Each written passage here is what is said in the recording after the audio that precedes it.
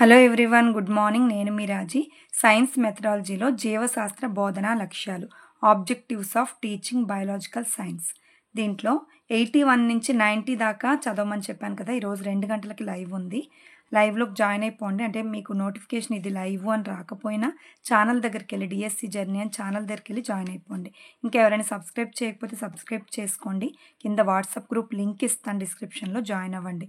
అప్పుడు ఏ రోజు ఏ టైంకి లైవ్ ఉంది, రేపు ఉంది, ఎల్లుండి ఉంది, అలా లైవ్ అనేది ఏ టైంకి ఉంది, ఏ టాపిక్ చదవాలన్నది అర్థమవుతుంది. ఓకేనా? ఇందులో 10 పేజెస్ ఇచ్చాను. ఫస్ట్ పేజ్లో ఏమీ లేదు. దీని తర్వాత విద్యార్థి ఏం నేర్చుకుంటాడు, ఏ లక్ష్యం నెరవేరుతుంది ఇక్కడ ఇచ్చాడు. లెసన్ అంతా ఇదే ఉంటుంది. ఒకసారి చూడండి. నెక్స్ట్ పేజ్ 82 పేజీ చూడండి. ఈ పేజెస్ ఆల్రెడీ సెండ్ చేశాను నేను వాట్సాప్ గ్రూప్లో, చూసుకోండి ఒకసారి.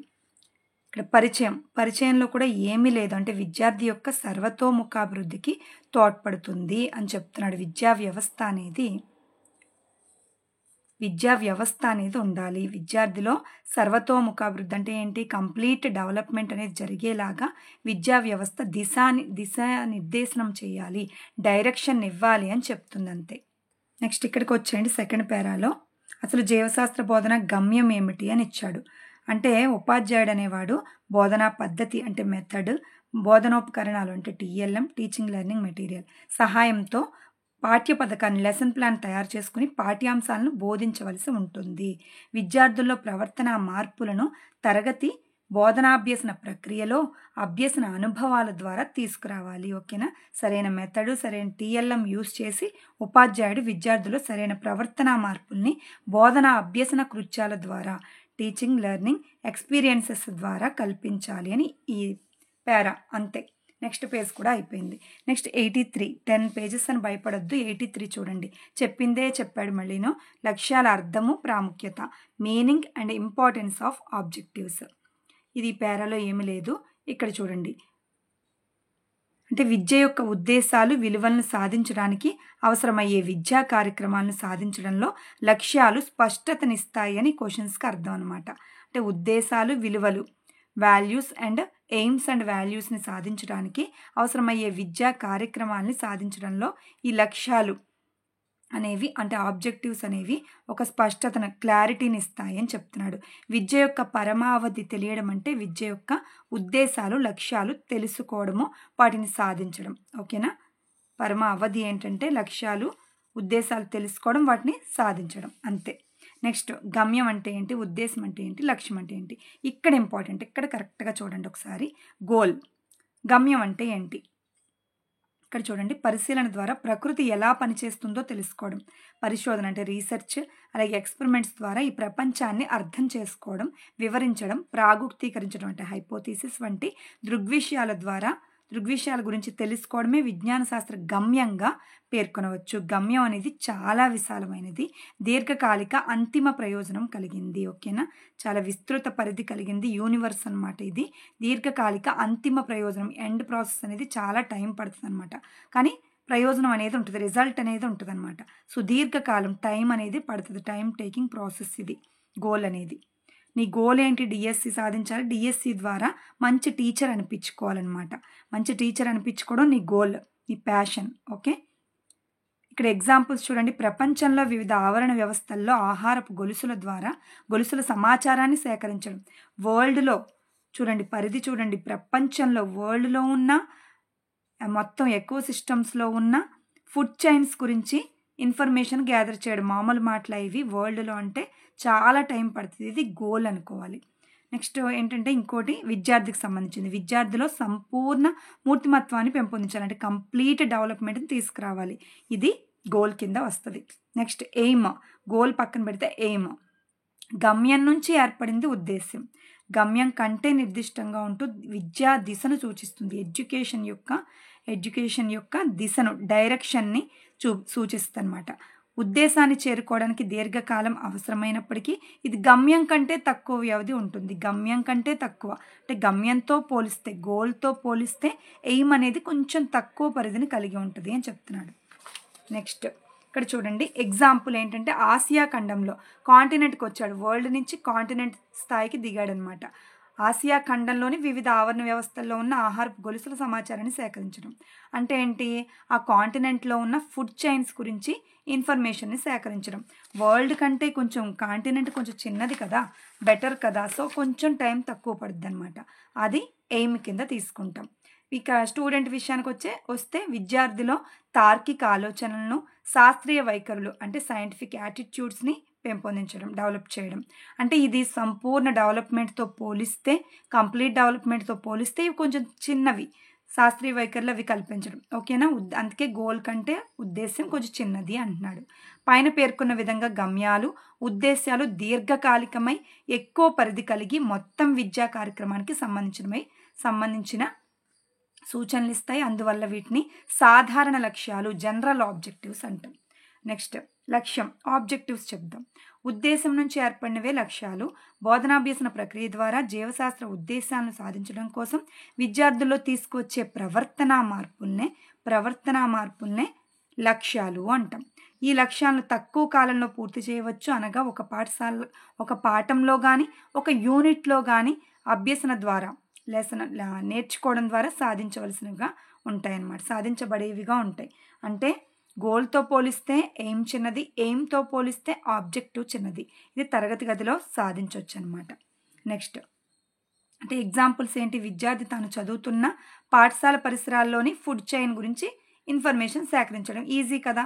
తను చదువుతున్న స్కూల్లోనే ఫుడ్ చైన్స్ ఏమైనా ఉన్నాయా? మిడతలు, అలాగే ప్లాంట్స్, వాటిని తినే కప్పలు ఇవేమైనా ఉన్నాయా అనేసి ఫుడ్ చైన్‌ని ఇన్ఫర్మేషన్ సేకరించడం. ఓకేనా? ఈజీ. ఇది రెండోదేంటంటే విద్యార్థి విషయానికొస్తే ఒక పుష్పంలోని భాగాలను అవగాహన చేసుకోవడం. ఏదైనా ఒక ఫ్లవర్ తీసుకొని దాంట్లో male parts, female parts, petals, రక్షక పత్రాలు, ఆకర్షక పత్రాలు ఇవన్నీ అబ్జర్వ్ చేయడం, కాన్సెప్ట్ తెలుసుకోవడం. ఇది ఈజీ అనమాట. ఈ రెండు కూడా లక్ష్యాలకు ఎగ్జాంపుల్. లక్ష్యాల ద్వారా విద్యార్థుల్లో ప్రవర్తన మార్పులు రాబట్టడంతో పాటు రాబట్టడం వల్ల వీటిని ప్రవర్తనా లక్ష్యాలు, బిహేవియరల్ ఆబ్జెక్టివ్స్ అంటాం. ఓకేనా? ఇక్కడ చూడండి, ఒక సర్కిల్స్ ద్వారా వీటిని తెలియజేయొచ్చు. మధ్యలో చిన్న సర్కిల్ని లక్ష్యం లేదా ఆబ్జెక్టివ్స్ అంటాము. దానికన్నా కొంచెం పెద్దది ఏంటి? ఎయిమ్స్, ఉద్దేశాలు అంటాం. దానికన్నా ఇంకా చాలా పెద్దది, విస్తృత పరిధి కలిగింది గోల్ లేదా గమ్యం. ఓకే?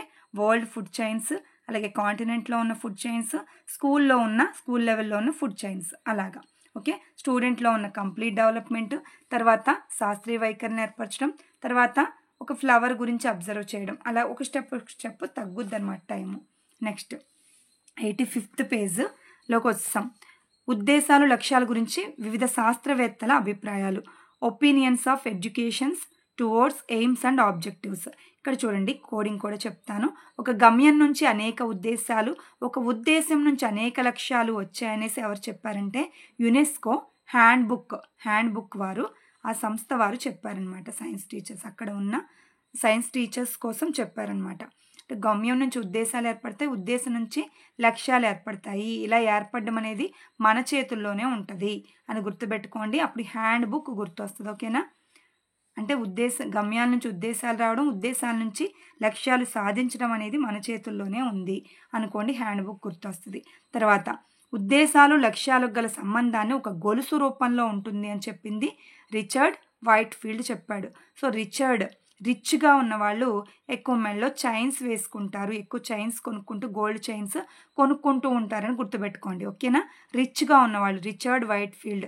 రిచ్గా ఉండి వైట్గా ఉన్న వాళ్ళ మెడలో గొలుసు బాగుంటుంది అనుకున్నా పర్లేదు. రిచ్గా ఉన్నవాళ్ళు ఎక్కువగా గొలుసులు అంటే చైన్స్ కొనుక్కుంటారని గుర్తుపెట్టుకుంటే ఈ కీవర్డ్ ఇంపార్టెంట్ అనమాట. కీవర్డ్ కంపల్సరీ అక్కడ ఇస్తాడు, ఒక గొలుసు రూపంలో ఇస్తే అప్పుడు రిచర్డ్ వైట్ఫీల్డ్ మనం పెట్టాల్సి ఉంటుంది. అంటే క్వశ్చన్లోనే ఆన్సర్ని వెతుక్కోవాలి.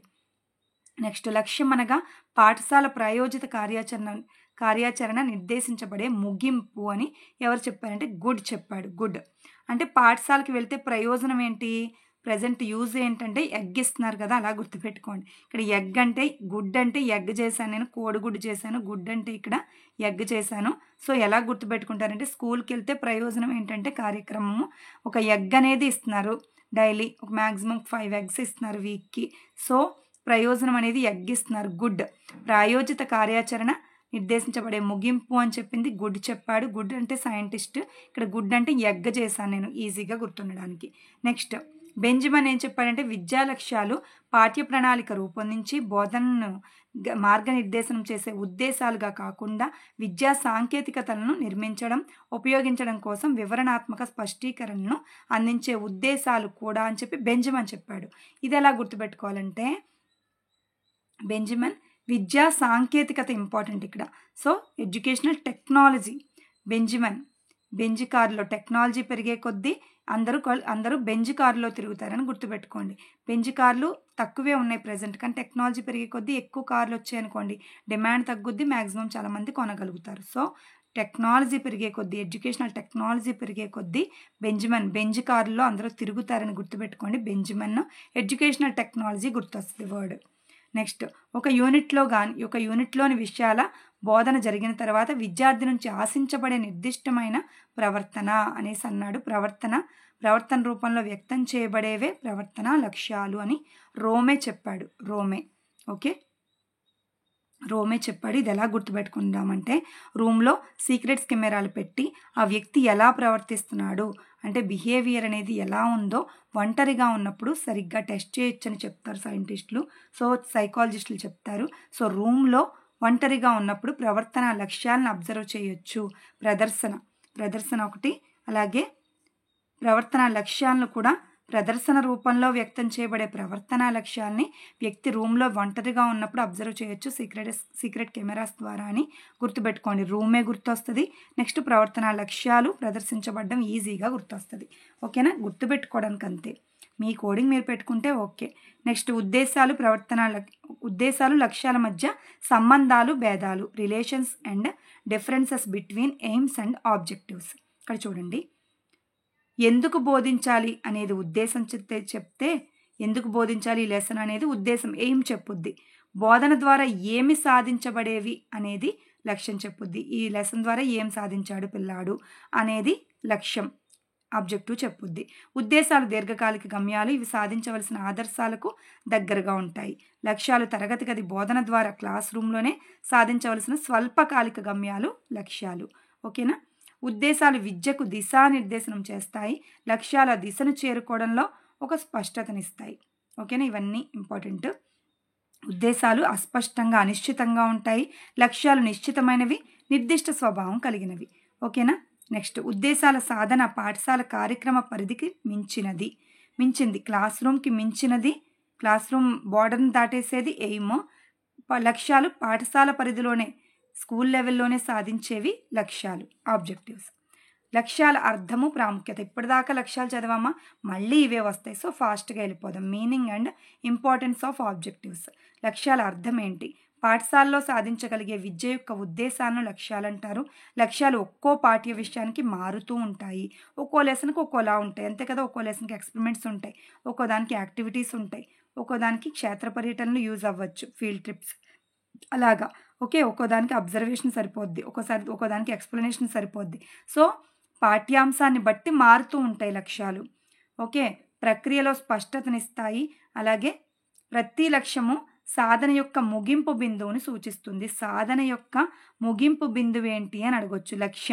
లక్ష్యం అనేది సాధన యొక్క ముగింపు బిందువు. ఓకేనా. నెక్స్ట్ క్వశ్చన్, నెక్స్ట్ పేజ్ ఏంటంటే ఇక్కడ చూడండి. ఈ పేరా అంతా పర్వాలేదు, ఇక్కడ చూడండి. రాసిందే రాశాడు. విద్యార్థి అభ్యసనానికి ముందు, అభ్యసన తర్వాత ప్రవర్తనల మధ్య కొనసాగే దశలను క్రింది పాఠంలో చూపించవచ్చు. అంటే విద్యార్థి నేర్చుకోవడానికి ముందు, నేర్చుకోవడం తర్వాత ఏ రకంగా వచ్చాయనేది ఇది ఒక్కసారి చూస్తే క్లారిటీ వచ్చేది మీకు.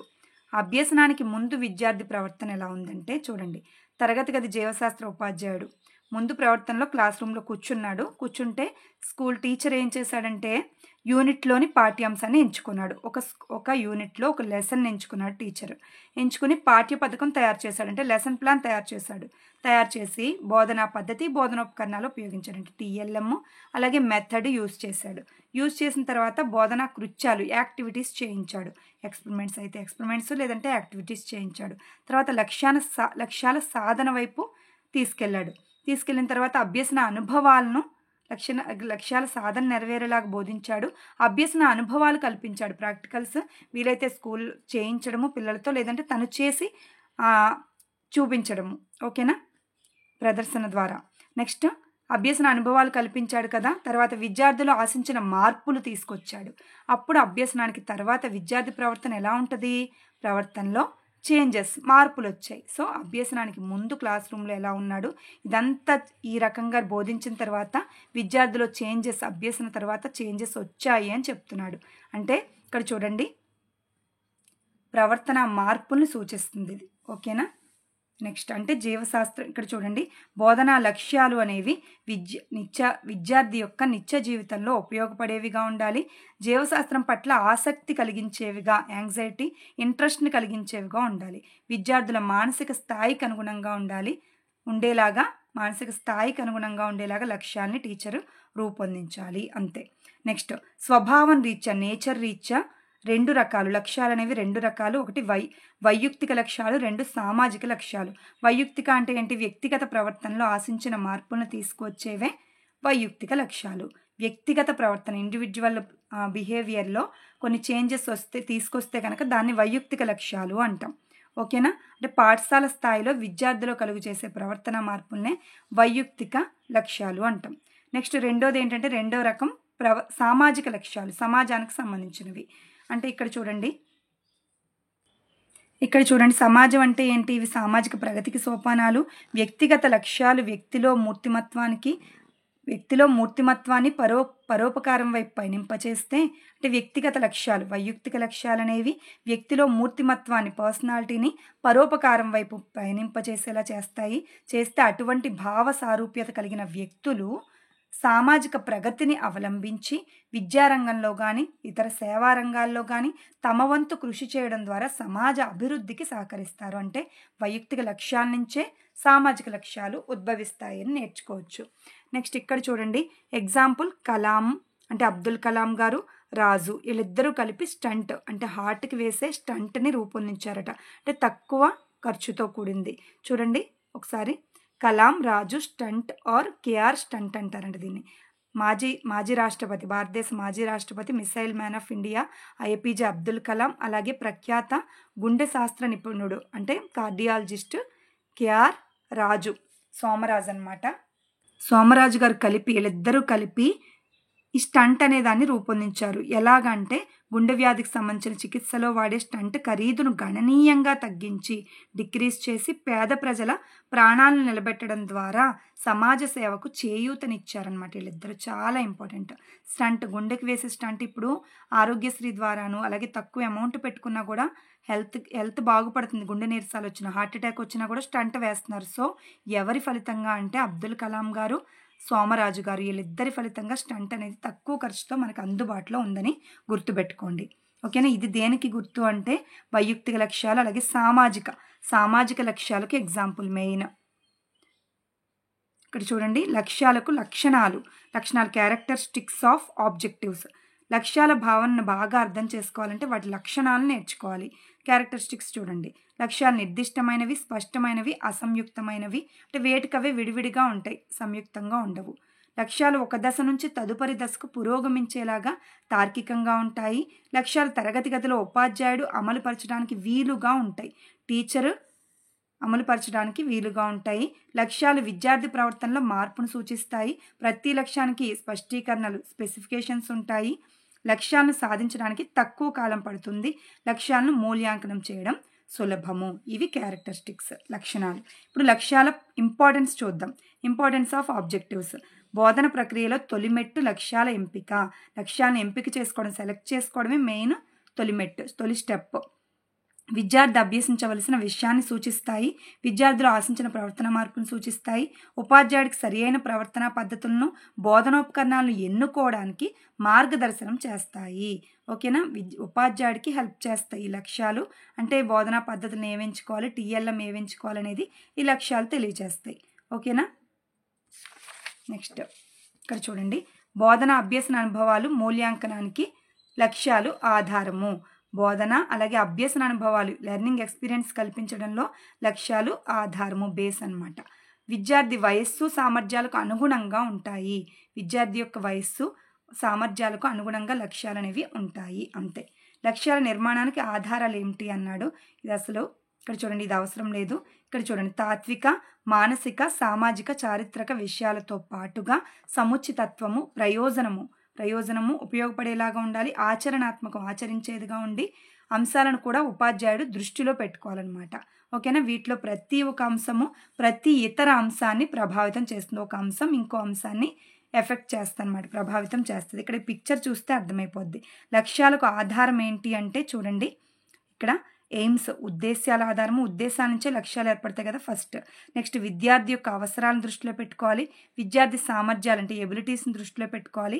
ఎడ్యుకేషన్ యొక్క స్వభావం, విద్య యొక్క స్వభావాన్ని, అలాగే స్టడీ లేదా కంటెంట్ యొక్క విషయ స్వభావాన్ని, సామాజిక అవసరాల్ని, కమ్యూనిటీలో ఉండే అవసరాల్ని, సామాజిక వనరుల్ని, సమాజంలో ఉండే అందుబాటులో ఉన్న వనరుల్ని, వీటన్నిటిని దృష్టిలో పెట్టుకోవడం లక్ష్యాలకు ఆధారం అన్నమాట. లక్ష్యాలకు ఆధారమైనవి ఇవన్నీ కూడా.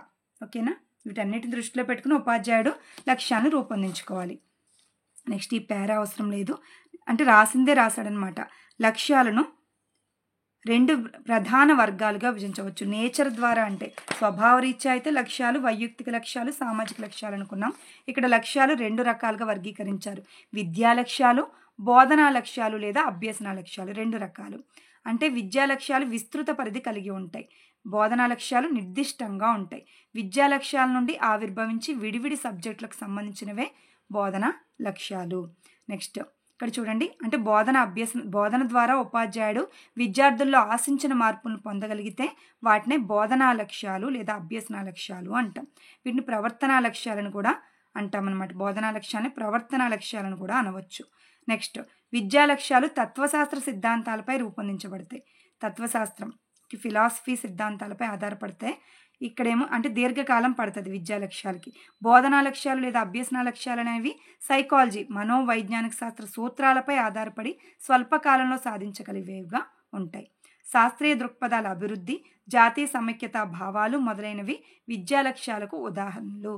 విద్యా లక్ష్యాలు దీర్ఘకాలం పడుతుంది, తత్వశాస్త్రంపై ఆధారపడతాయి అన్నాం కదా. అవి ఏంటంటే ఎగ్జాంపుల్స్: శాస్త్రీయ దృక్పథాలు అభివృద్ధి చేయడము, జాతీయ సమైక్యతా భావాలు కల్పించడం. విద్యార్థులు ఇవి కల్పించడం అని ఆల్రెడీ ఇక్కడ చదివాం కదా. ఇక్కడ చూడండి, శాస్త్రీయ వైఖరులు కల్పించడం, ఎయిమ్స్కి ఎగ్జాంపుల్స్ చదివాం కదా, అలాగే ఇది కూడా.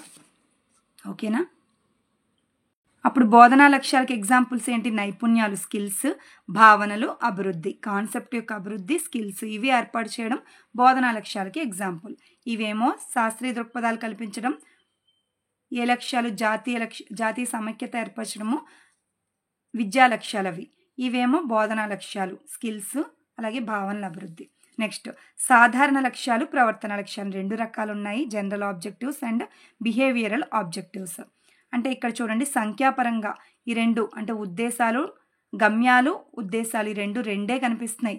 సంఖ్యాపరంగా తక్కువగానే ఉంటాయి, కానీ వీటి పరిధి చాలా పెద్దది కదా. సామాజిక లక్ష్యాలను కూడా సాధించగలము, వీటి ద్వారా సామాజిక లక్ష్యాలను కూడా సాధించగలము. అందువలన వీటిని సాధారణ లక్ష్యాలు, ఈ రెండింటిని సాధారణ లక్ష్యాలు, జనరల్ ఆబ్జెక్టివ్స్ అంటాం. General objectives important. నెక్స్ట్ ఇక్కడ చూడండి, సాధారణ లక్ష్యాల నుంచి ఏర్పడినవే బోధనా లక్ష్యాలు. ఇవి నిర్దిష్ట స్థాయికి, ప్రాథమిక, ఉన్నత, మాధ్యమిక స్థాయికి, తరగతికి, అలాగే పాఠ్యాంశానికి ప్రత్యేకంగా ఉంటాయి. మాధ్యమిక స్థాయికి తగినట్టుగా ఉంటాయి, అలాగే తరగతికి, పాఠ్యాంశానికి ప్రత్యేకంగా ఉంటాయి. ఉపాధ్యాయుడు ఈ బోధనా లక్ష్యాల సహాయంతో విద్యార్థుల్లో ప్రవర్తన మార్పులను తీసుకొస్తాడు. అందువల్ల వీటిని బోధనా లక్ష్యాల నుంచి ప్రవర్తనా లక్ష్యాలు లేదా స్పష్టీకరణలు ఉద్భవిస్తాయి. అందువల్లే బోధనా లక్ష్యాల నుంచి ఏం ఉద్భవిస్తాయంటే ప్రవర్తనా లక్ష్యాలు లేదా అంటే బిహేవియరల్ చేంజెస్ వస్తున్నాయి కాబట్టి ప్రవర్తనా లక్ష్యాలు లేదా స్పష్టీకరణలు ఉద్భవిస్తాయి అని చెప్తున్నాడు. ఇక్కడ చూడండి, ఈ పట్టిక చూస్తే ఇంకా 90 పేజ్ కూడా కంప్లీట్ అయిపోద్ది. ఈజీ ఇది. సాధారణ లక్ష్యాలు, ప్రవర్తనా లక్ష్యాలు. సాధారణ లక్ష్యాలు అంటే గోల్స్, ఎయిమ్స్. ఇవి మొత్తం విద్యా కార్యక్రమానికి సంబంధించినవి. ఇవి పాఠశాల తరగతికి సంబంధించినవి. ఇవి విద్యావేత్తలు, సామాజికవేత్తలు, మనోవిజ్ఞాన శాస్త్రవేత్తలు, ప్రభుత్వ పాలకులు అంటే రాజకీయవేత్తలు రూపొందిస్తారు, పెద్ద వాళ్ళు. వీటిని టీచర్ నిర్ణయిస్తాడు, ఉపాధ్యాయుడు నిర్ణయిస్తాడు ప్రవర్తన లక్ష్యాన్ని. థర్డ్ వన్, సామాజిక అవసరాలకు అనుగుణంగా రూపొందించబడతాయి. ఇవేంటంటే విద్యార్థిని దృష్టిలో పెట్టుకుంటారు, స్టూడెంట్ అవసరాలకు ఇంపార్టెంట్, స్టూడెంట్ అవసరాలను దృష్టిలో పెట్టుకుని రూపొందిస్తారు. ఇక్కడ విశాల పరిధి ఉంటుంది, ఇది తక్కువ పరిధి కలిగి ఉంటుంది. ప్రవర్తన లక్ష్యాలు తక్కువ పరిధి. నెక్స్ట్ పాఠశాల పరిధి దాటి ఉండడం వల్ల ఉపాధ్యాయునికి విద్యార్థికి అర్ధరహితంగా ఉంటుంది, మీనింగ్లెస్గా ఉంటుందన్నమాట. ఇదేంటది? తరగతి గదిలో సాధించగలగడం వల్ల ఈ ప్రవర్తనా లక్ష్యాలు అనేవి విద్యార్థికి ఉపాధ్యాయుడికి కూడా ఇద్దరికీ కూడా అర్థవంతంగా మీనింగ్ఫుల్గా ఉంటాయి. నెక్స్ట్, పాఠశాల లోపల వెలుపల కలిపి సాధించబడేవి సాధారణ లక్ష్యాలైతే ఇవేంటి? ప్రవర్తనా లక్ష్యాలు అనేవి తరగతిలో మాత్రం సాధించగలిగేవి. నెక్స్ట్, క్లాస్ రూమ్కి సంబంధించినవి. విస్తృత అర్థాన్ని ఇచ్చేవి సాధారణ లక్ష్యాలైతే నిర్దిష్ట అర్థం లేదా నిర్దిష్ట అర్థాన్ని ఇచ్చేవి ప్రవర్తనా లక్ష్యాలు. నెక్స్ట్, బోధనా దిశను సూచించేవి సాధారణ లక్ష్యాలైతే బోధనా లక్ష్యాన్ని సాధించేవి ప్రవర్తనా లక్ష్యాలు. విద్యార్థుల ప్రవర్తనలో మార్పు కనిపించదు. ఇక్కడ ప్రవర్తనలో మార్పు అనేది కనిపించదు సాధారణ లక్ష్యాల్లో, అది ఎక్కువ టైం పడుతుంది. ఇక్కడ ఏంటి? ప్రవర్తనా లక్ష్యాల్లో విద్యార్థుల ప్రవర్తన మార్పుని సుస్పష్టంగా అంటే క్లారిటీగా చూడొచ్చు. ఇక్కడ మూల్యాంకనం చేయడం కష్టము సాధారణ లక్ష్యాన్ని, వీటిల్ని ప్రవర్తనా లక్ష్యాన్ని మూల్యాంకనం చేయడం ఈజీ. ఓకే, ఇక్కడ ఏదో కొంచెం క్లారిటీ లేదా అందుకే చెప్పట్లేదు. ఇక్కడ చూడండి, అంటే దీనిలో ఉన్నట్టు పాయింట్స్ ఇచ్చాడు ఇవి. ఇక్కడ ఒకసారి చూడండి. ఇక్కడ చూడండి, జీవశాస్త్రంలో ఏకకణ జీవులకు ఉదాహరణలు ఇవ్వడం, సూక్ష్మదర్శన సహాయంతో పత్రంలోని మృదుకణ జాలాన్ని పరిశీలించడం, ఇవన్నీ కూడా ఈ ప్రవర్తనా లక్ష్యాలకి ఎగ్జాంపుల్స్. ఓకేనా? ఇక్కడ చూడండి, ఇంకా అంటే ఉపాధ్యాయునికి బోధనా లక్ష్యం అనేది చుక్కాని వంటిది. నావ నడపడానికి చుక్కాని ఎలాంటిదో ఎలా దారి చూపిస్తుందో ఉపాధ్యాయుడికి బోధనా లక్ష్యం చుక్కాని వంటిది. బోధనా విషయం విద్యార్థి ప్రవర్తనలో మార్పుకి కారణమవ్వగా విద్యార్థిలో ఆశించిన ప్రవర్తనా మార్పును సూచించే భాగం అవుతుంది. ఓకే, బోధనా విషయం అనేది విద్యార్థి ప్రవర్తనలో మార్పుకు కారణమవ్వగా విద్యార్థులు ఆశించిన మార్పుకు కారణమవుతుంది. ప్రవర్తనా మార్పులు విద్యార్థుల జ్ఞానం పెరగడము, అవగాహన జరగడము, నైపుణ్యాల ప్రదర్శన, వైఖరులు, అభిరుచుల అభివృద్ధి వంటి లక్ష్యాలలో గమనించవచ్చు. ప్రవర్తనా మార్పుల్ని ఇన్ని రకాల విషయాల్లో గమనించవచ్చు మనం. నైపుణ్యాల ప్రదర్శన, వైఖరులు, అభిరుచులు, జ్ఞానం పెరగడం, నాలెడ్జ్ పెరగడం, అండర్స్టాండింగ్, వీటిని అన్నిటినూ అబ్జర్వ్ చేయొచ్చు కదా. విద్యార్థులు ఎటువంటి మార్పు వచ్చింది, అర్థమైందా లేదా, వైఖరులు ఏర్పడ్డాయా, స్కిల్ ఏదైనా వచ్చిందా, ఇవన్నిటిని అబ్జర్వ్ చేయొచ్చు కాబట్టి వీటిని ప్రవర్తన మార్పులు అనవచ్చు. లక్ష్యంలో ఇదేంటిది? ప్రతి ప్రవర్తన లక్ష్యంలో ఒక క్రియాశీల పదం అనేది ఉంటుంది, యాక్షన్ వెర్బ్ అనేది ఉంటుంది. క్రియాశీల పదం ద్వారా విద్యార్థి ప్రవర్తనలో స్పష్టమైన మార్పును గమనించడం వల్ల ప్రవర్తనా లక్ష్యాన్ని స్పష్టీకరణ అని కూడా అంటాం. ప్రవర్తనా లక్ష్యాలనే స్పెసిఫికేషన్స్ అని కూడా అనవచ్చంట. ఓకేనా? ఇక్కడ చూడండి, ఉపాధ్యాయుడు బోధనా లక్ష్యం నెరవేరాలంటే బోధించాలి. ఓకే, బోధనా లక్ష్యాలకు అనుగుణంగా బోధిస్తాడు, విద్యార్థికి బోధిస్తాడు. విద్యార్థి నేర్చుకుంటాడు. అభ్యసన ద్వారా ప్రవర్తనలో మార్పు వస్తుంది. విద్యార్థిలో వచ్చిన తర్వాత ప్రవర్తనా లక్ష్యం నెరవేరుద్ది అనమాట. సో బోధనా లక్ష్యం ప్రవర్తనా లక్ష్యంగా మారడం. బోధనా లక్ష్యం అనేది టీచర్ ద్వారా ఇలాగ అభ్యసించిన తర్వాత విద్యార్థిలో ప్రవర్తనా లక్ష్యంగా మారుతుంది. ఓకేనా? ఇక్కడ 90 పేజ్ దాకా ఈరోజు లైవ్లో అడుగుతాను. 2 గంటలకు లైవ్ ఉంది, అందరూ పార్టిసిపేట్ చేయండి. ఓకేనా? Thank you.